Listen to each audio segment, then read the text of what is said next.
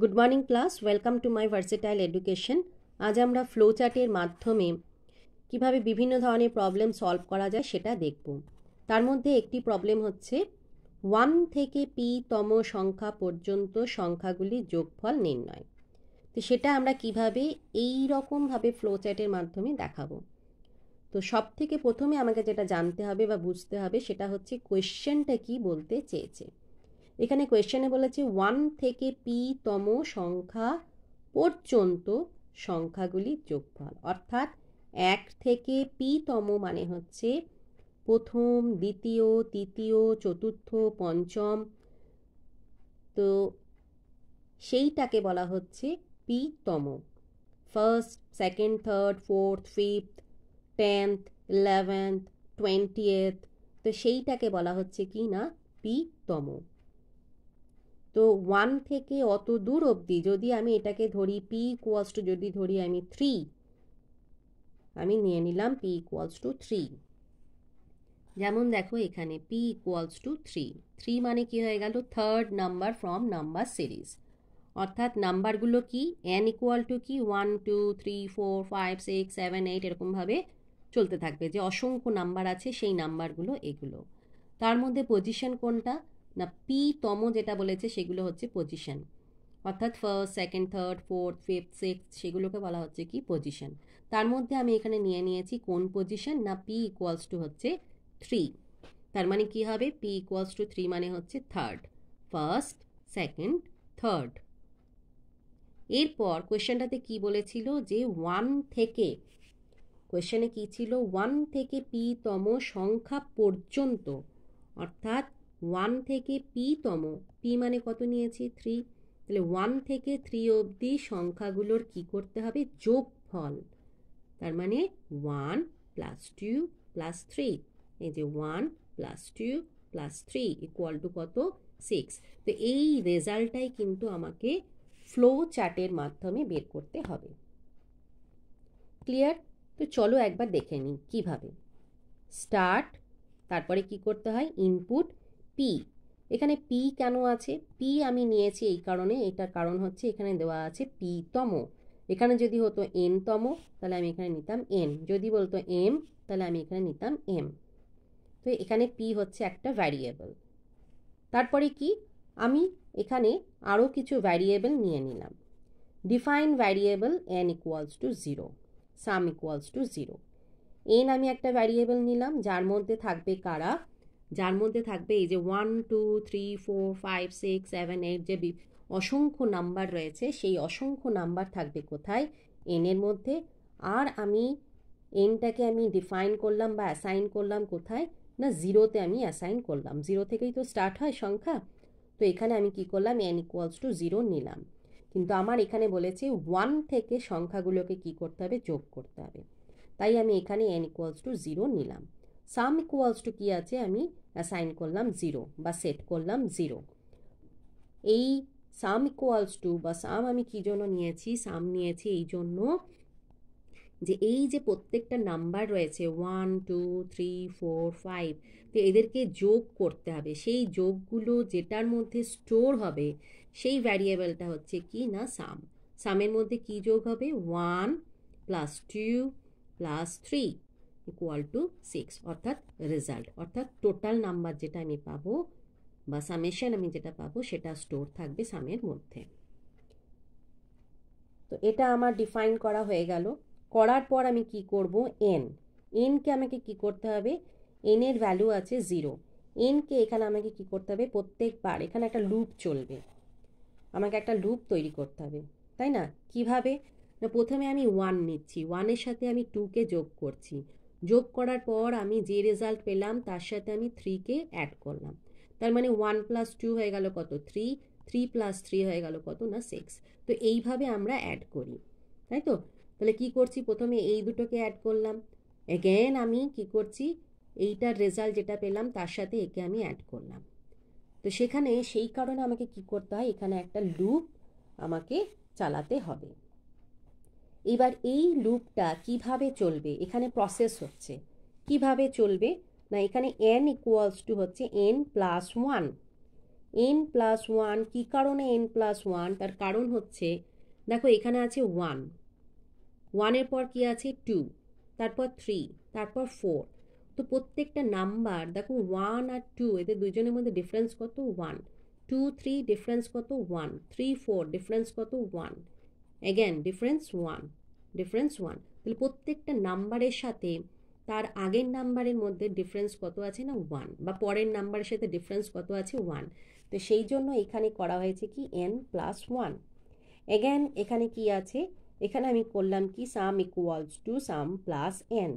এটা হচ্ছে ফর্মুলা, সাম plus N. ঠিক, এটা আমাকে মনে রাখতে হবে। তারপর কি এই পোর্শনে এসে এইখানে আমি কি করছি, এখানে দেখো এই পোর্শনটায় কি করা হচ্ছে,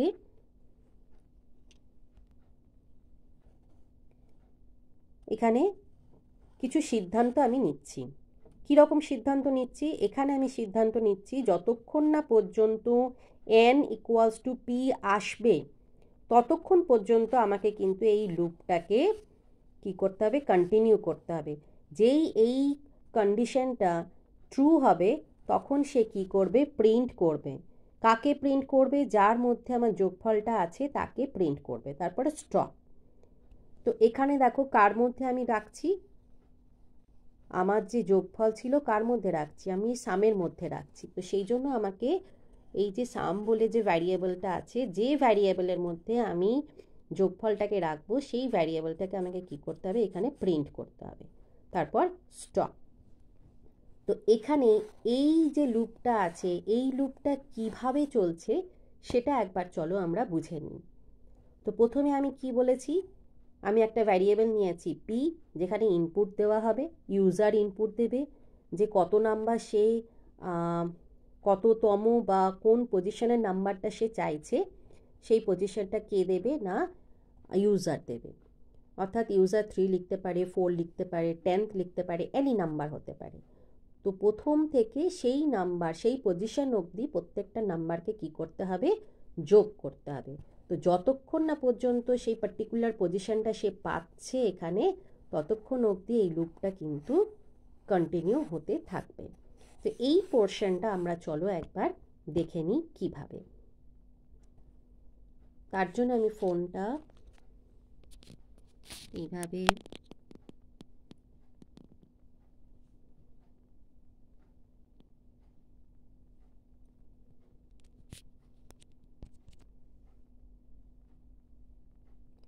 তো কীভাবে করব? এখানে দেখো লেট আমি ধরলাম পি ইকুয়ালস টু 3। প্রথমেই বলেছি যে আমি পি ইকুয়ালস টু কত নিয়েছি? P equals to 3। তো এইটা আমি খাতায় কলমে আমরা এইভাবে করে থাকি। এই আনসারটা আমরা পেয়েছি, নর্মালি এই আনসারটা আমরা পাই এইভাবে করলে। তো এই আনসারটাই আমি ফ্লো চার্টের মাধ্যমে এই যে একটা লুপ তৈরি করলাম, সেই লুপের মাধ্যমে এই যে এই লুপটা, এই যে আমার ফ্লো চার্টটা ঠিক আছে কি না কীভাবে বুঝবো সেটা দেখো আমি এখানে করে তোমাদেরকে দেখাচ্ছি। তো P equals to 3, N equals to 0, sum equals to 0। এখানে প্রথমেই অ্যাসাইন করা ছিল N equals to 0, sum equals to 0।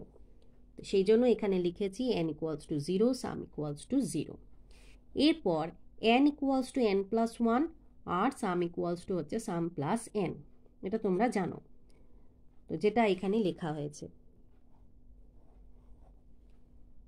তো এখানে দেখো প্রথমে এন ইকুয়ালস টু কত ছিল? অ্যাসাইন করা 0। তাহলে এনের জায়গায় আমি ভ্যালু পুট করব কি 0, 0 প্লাস 1 ইকুয়ালস টু হয়ে গেল 1। সাম ইকুয়ালস টু কত আছে? 0। তো এখানে দেখো এই যে ফর্মুলা, সেখানে আমি সামের জায়গায় কি পুট করব? 0। এনের ভ্যালু এখন কত আছে না? 1। তো এনের ভ্যালু আমি পুট করব কি 1। তো সাম ইকুয়ালস টু 0 কোত্থেকে পেলাম? 0, এই যে অ্যাসাইন করা ছিল 0। তাহলে 0 প্লাস 1 ইকুয়ালস টু 1। এরপর এইটা আমি পেলাম আর এটা পেলাম। এখানে আমি কত পেলাম? এখানে পেলাম আমি 1। দেখো কত পেয়েছি? 1।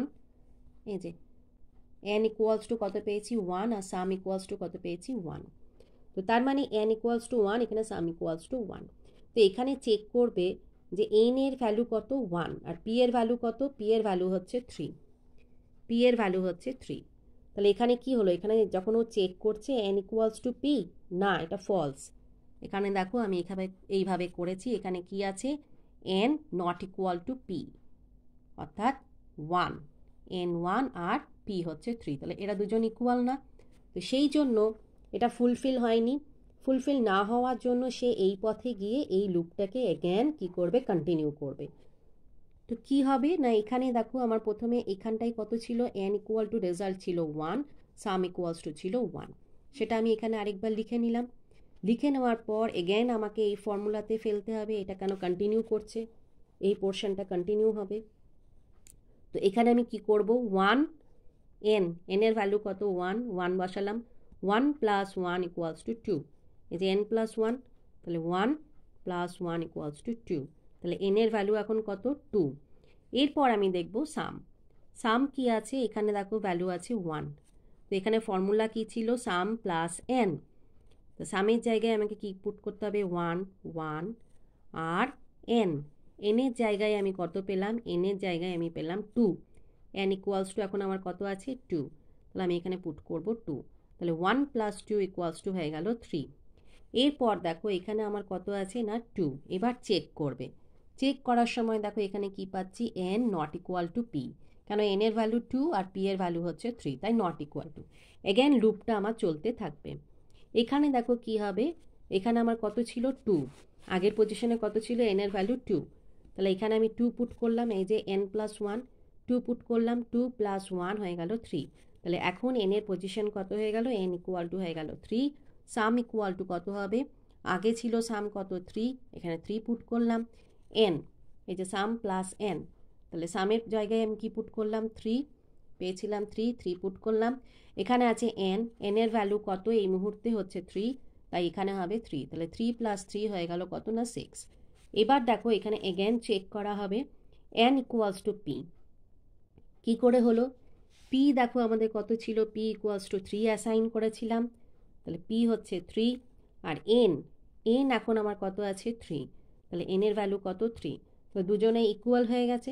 ইকুয়াল হয়ে গেছে মানে সে কী করবে, প্রিন্ট করবে কত, সাম ইকুয়ালস টু 6, তাহলে এই দেখো এখানে আমি কত পাচ্ছি 6 পাচ্ছি, আর অ্যাকচুয়াল রেজাল্টটা কত হওয়া দরকার 6, তাহলে আমাদের কি আছে, ফ্লোচার্ট ঠিক আছে। তো এইখানে যেটা নেওয়া হয়েছে, এখানে কি হলো, n ইকুয়াল টু p, যেই এটা ফুলফিল হয়ে যাচ্ছে তখন এইভাবে যাচ্ছে, এই পজিশনে যাচ্ছে, এখানে গিয়ে সেটাকে প্রিন্ট করছে, প্রিন্ট করার পর স্টপ। আশা করি সবাই বুঝতে পেরেছো এই প্রবলেমটা। তো থ্যাংক ইউ।